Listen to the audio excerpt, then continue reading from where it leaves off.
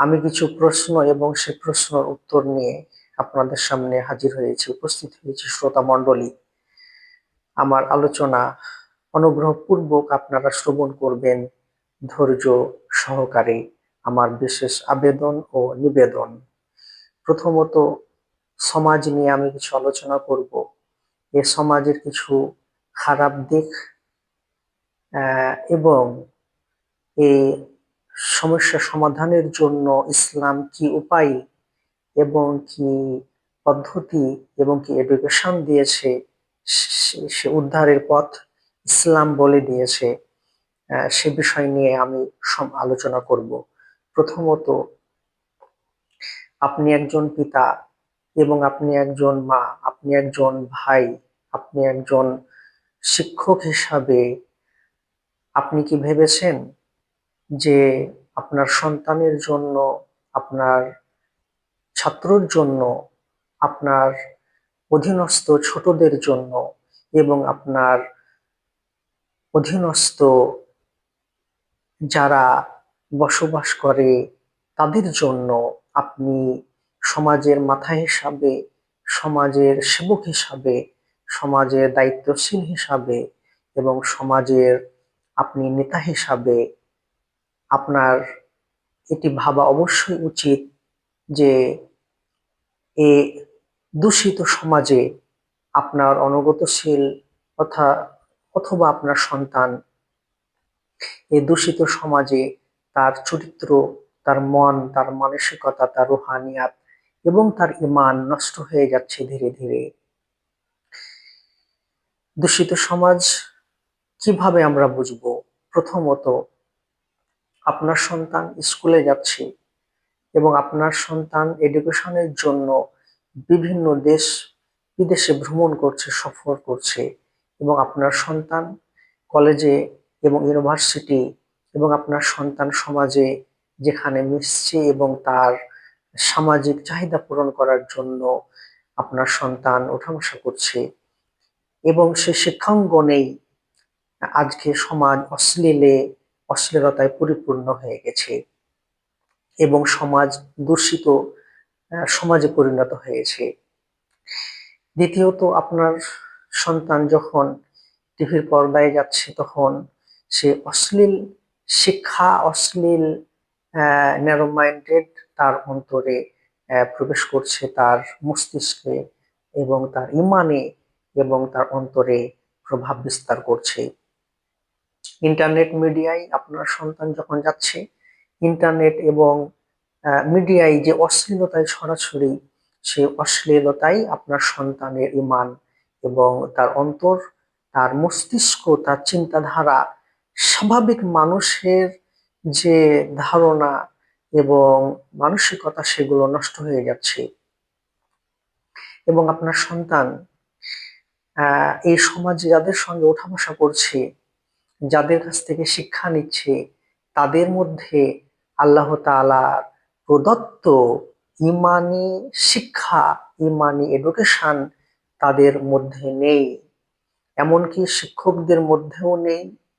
এমনকি যাদের কাছে সে প্রভাবিত, অফিসে বলুন, ইউনিভার্সিটি বলুন, কলেজে বলুন, শিক্ষাঙ্গনে বলুন এবং সমাজের রাজনীতির মধ্যে বলুন, বিভিন্ন স্তরে বলুন, আজকে যাদের সঙ্গে স্পর্শে ওঠা বসা করছে তারা নিজেরাই দূষিত মানসিকতায় পরিপূর্ণ এবং তাদের কাছে আল্লাহ প্রদত্ত ইসলামের যে আলোর সভ্যতা, ইসলামের যে শিক্ষা, ইসলামের যে আদর্শ, যা একজন মানুষকে মানুষে পরিণত করে, সভ্যতায় পরিণত করে, আদর্শবান এবং চরিত্রবান বানায়, সে ইমানি রুহানি শিক্ষা তাদের মধ্যে নেই। তাদের সংস্কৃতি হচ্ছে যে নাস্তিকতা এবং সেকুলারিজম, সেকুলারিস্ট এবং স্কলারিস্ট। তাদের চিন্তাধারা আপনার সন্তানের অন্তরকে প্রভাবিত করছে এবং আপনার সন্তানের অন্তর অশ্লীলতায় পরিপূর্ণ হয়ে যাচ্ছে এবং আপনার সন্তান বিকৃতি বিকৃত মানুষে পরিণত হচ্ছে। আপনি যাদেরকে শিক্ষক হিসাবে নিয়োগ নিয়োগ করেছেন, আপনি নিশ্চিন্তে আছেন আপনার সন্তান শিক্ষা গ্রহণের জন্য পাড়ি দিয়েছে শিক্ষার উদ্দেশ্যে, কিন্তু আপনি জানেন না যে একজন শিক্ষক তার মধ্যে এই সমাজের নিকৃষ্টতম তার যে চরিত্র, তার যে মানসিকতা, সেগুলো ইসলাম থেকে অনেক দূরে। তার চিন্তাধারা, তার মানসিকতা। আজকে দেখুন, একজন শিক্ষক সিনেমার পর্দায় ছাত্রদেরকে নিয়ে সিনেমায় আড্ডা দেয়। একজন শিক্ষক আহ, সে আজকে যে ক্রীড়া অনুষ্ঠান জুয়োয় পরিণত হয়েছে, আজকে সেই আইপিএল থেকে শুরু করে বিভিন্ন ক্রীড়ার যে সংস্পর্শে একজন শিক্ষক ছাত্রকে উৎসাহ দিচ্ছে এবং একজন ছাত্র সেখান থেকে জুয়ো খেলা শিখে নিচ্ছে শিক্ষকের কাছ থেকেই। একজন শিক্ষক সর্ব তার যে ভাষা এবং তার যে ব্যবহার, একজন শিক্ষক যে নেশা পর্যন্ত করে ছাত্র, তা দ্বারা আপনার সন্তান প্রভাবিত হচ্ছে। একজন শিক্ষক বিভিন্ন অশ্লীল কাজে ব্যতিব্যস্ত এবং গান, বাদ্যযন্ত্র এবং এই সাংস্কৃতিক অনুষ্ঠানের নামে যে চরিত্রহীনতার যে সংস্কৃতি একজন সুস্থ সবল মানুষের মানসিকতা নষ্ট করে দেয়। আজকে সেই শিক্ষক ছাত্রদের সামনে সেগুলো করে ছাত্রদের মনকে প্রভাবিত করছে।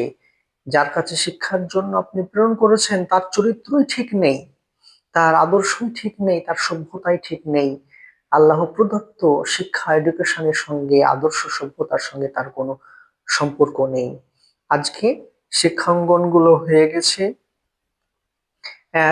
ব্যবসার কেন্দ্র, আদর্শর কেন্দ্র নয়, এবং সেখান থেকে কেউ আদর্শ শিখে আসছে না। যে কি করে বড় বড় ডিগ্রি অর্জন করে উপার্জন করা যায়, ইনকাম করা যায়, এটি হচ্ছে শিক্ষাঙ্গনের বর্তমান রূপ এবং বিকৃত একটি ধারা যা সমাজকে দূষিত করে ফেলেছে। আপনি কি জানেন